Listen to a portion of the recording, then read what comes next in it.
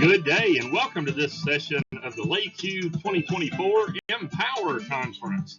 I am Eric Kelly and I am your host for this on-demand session entitled Children of Single Parents, Our Overlooked Stakeholders. Let's get started. I'm really honored that you've chosen to attend this session, and before we get into it, I want to let you know a little bit about myself because I think that will help you understand the content that we're covering. My own story as a single parent begins in the summer of 2009. From the outside, we looked like a pretty successful family. My wife was an elementary school teacher, and I worked for a company that managed medical offices doing marketing.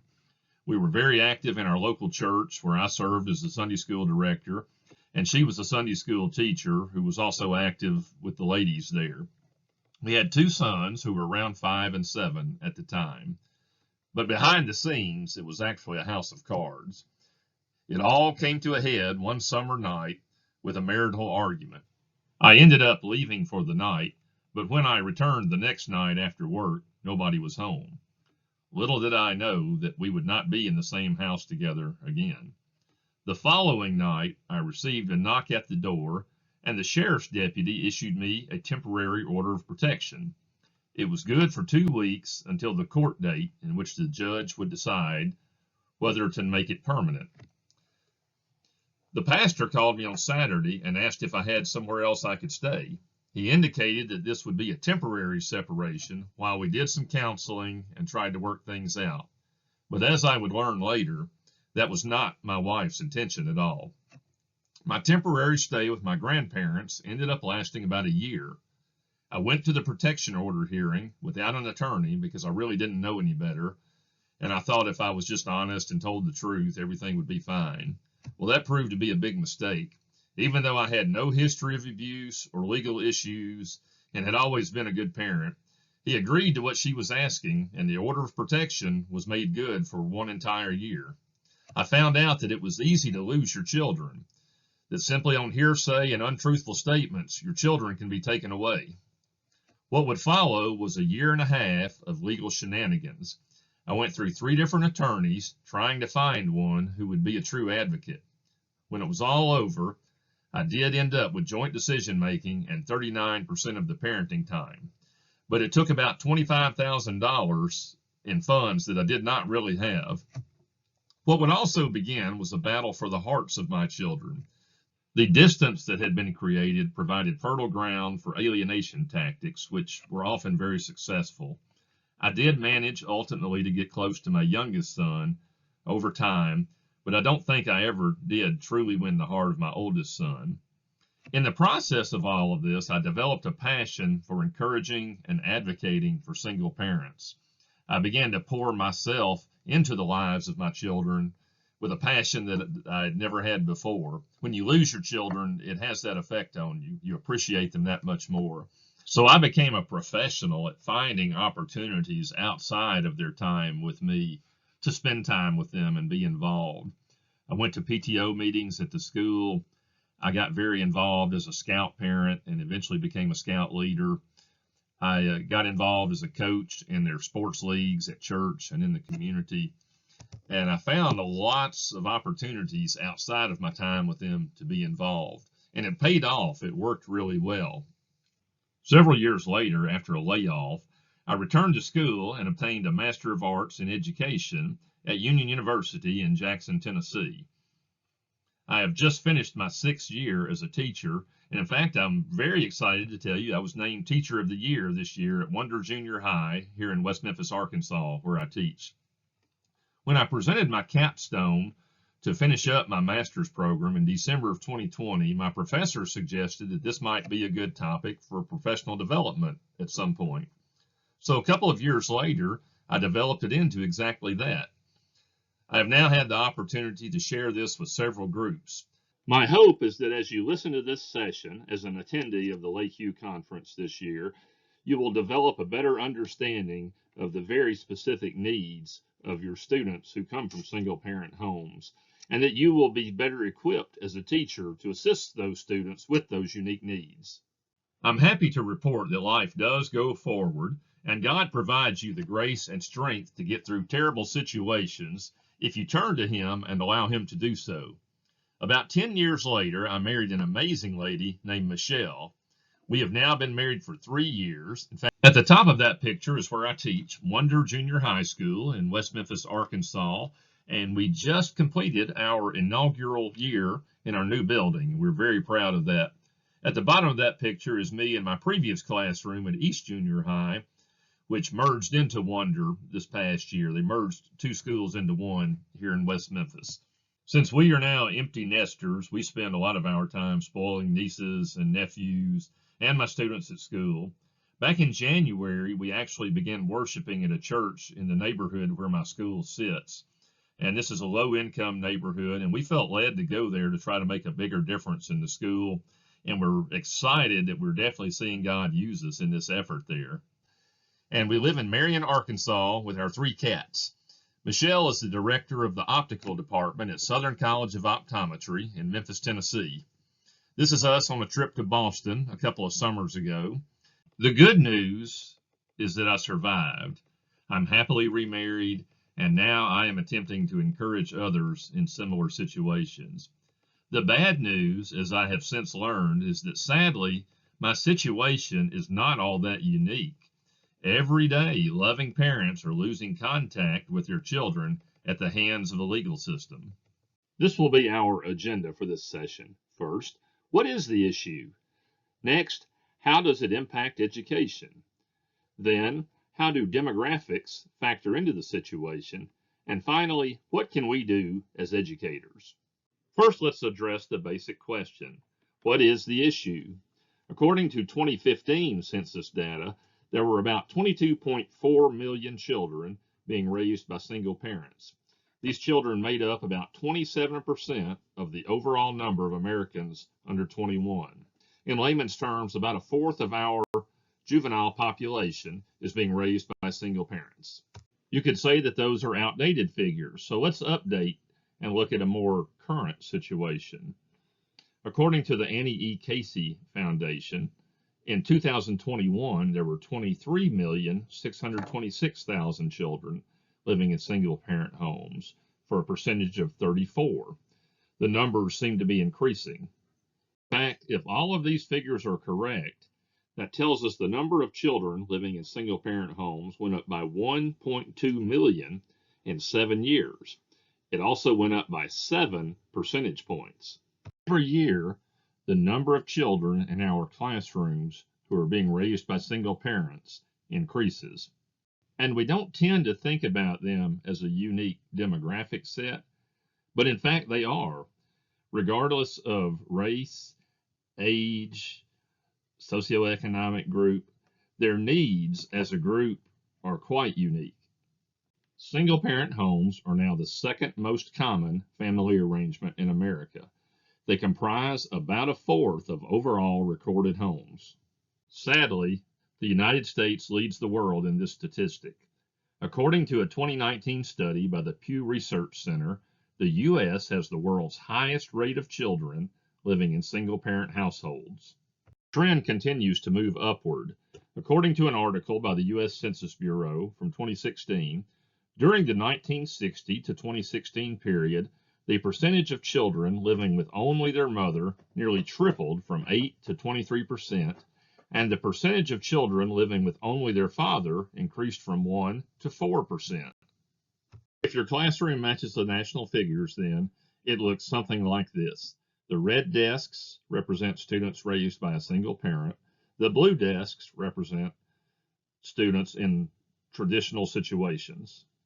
But chances are, if you teach in a public school, your classroom probably doesn't match the national figures. Along with these figures, we have some very disturbing academic trends. According to a study from Ohio State University, research from a variety of sources corroborates the claim that children from single-parent families are outperformed in the classroom by their counterparts from two-parent families. A 1997 study from Penn State says, cumulative evidence suggests that children who live in single-parent families tend to perform more poorly on standardized tests. A 2010 study from St. John's University states achievement gaps on international tests in math and science between American students and their industrialized counterparts have worsened over the past 40 years. St. John's study further states what seems to count is that a large fraction of the variation in student achievement is accounted for in out-of-school variables, such as the student's community, home, or peer group characteristics. There appears to be an obvious correlation between the increase in the number of single-parent homes and the decrease or decline in academic performance. So let's explore the specific impact that this trend has on education. Now let's move on to the second part of this session, which answers this question. How does it impact education? We will look at 5 specific ways. Number 1, financial pressures. Number 2, educational opportunities outside of the home. Number 3, time constraints. Number 4, lowered expectations. And number 5, biological effects. So let's look at financial pressures. According to a study by the Bureau of Labor Statistics from 1989, single-parent households headed by women are of special interest because they are more likely to be poor than are other households with children. Nearly half of all households in poverty are headed by women. 86% of single parents report income from other sources, such as public assistance, food stamps, alimony, and child support, compared to 24% of married parents. Possibly, single parents spend more on legal fees because they have fees for divorce and separation and for collection of alimony and child support. I can definitely attest to that from my own experience. Many thousands of dollars on both sides, which could have gone to the betterment of our children, instead went to legal fees and, in all honesty, went to put other people's children through school. To put this in layman's terms, and most likely to tell you what you already know, in most cases, children raised by 2 parents have the benefit of 2 household incomes. Children raised by a single parent have the benefit of only 1 income. And for children of divorce, the 1 income is depleted even more, most likely by attorney's fees. So in many cases, the single parent has nothing left to pay toward education-related expenses because you have to pay for rent, you have to pay for utilities, you have to buy groceries. And so those additional activities and projects in which many of the students involved may not be an option for the children of the single parents because they simply don't have the money to fund those things. These parents are simply trying to survive. Another effect is that of educational opportunities outside of the home. In a 2-parent household, parents have the luxury of sharing responsibilities. Often one parent is working outside of the home and the other parent is providing the education at home. And so there's a system of shared responsibilities that makes the family work. But unfortunately, none of this exists in a single-parent home. While a single parent usually has the best of intentions, he or she simply can't be in 2 places at once. And so, as a natural result, many educational opportunities outside of the home tend to be very minimal. This is a quote from a study done by Johns Hopkins University and North Carolina State University. Look at the highlighted portion of it. These realities have implications on how single parents organize their day-to-day interactions with children, such as library visits, outings to museums, etc. So out of necessity, many times library visits, museum trips, field trips, co-op opportunities fall by the wayside as a necessity because the single parent simply can only be in one place at one time and can only fund so much. In fact, in many cases, the child, especially the older child, must assist the parent since the second parent is not available and therefore has no discretionary time, the child that is, for outside opportunities. This study from UMass says the following: these children may cook or clean the house, be responsible for their clothes, and on it goes. Older children, of course, tend to be hit the hardest. They often have to assume or share responsibilities that another parent would normally do, especially the responsibilities of caring for younger siblings. And so in their case, outside learning activities like reading books, visiting museums, luxury items, playing in the band, are simply unattainable for financial reasons. All of the finances in this household are needed to meet the basic necessities. Another impact is that of time constraints. A single parent often lacks the ability to perform responsibilities otherwise handled by two people, and so it's natural that an academic decline would follow. Think about the basic responsibilities of a parent: getting children out of bed, preparing them for the school day, helping them with homework assignments, and of course addressing disciplinary issues. Sometimes there's just no time left. An author by the name of Eileen Bernstein writes this: some mothers have to work two jobs, which makes them less accessible to their children. Many children of divorced parents are alone a lot, unmonitored, and feeling unhappy. There may be less parental nurturing and inconsistent discipline in the home. Another common impact of the single parent situation is that of lowered expectations. Let's put it into perspective. As humans, we always rank survival as our highest priority.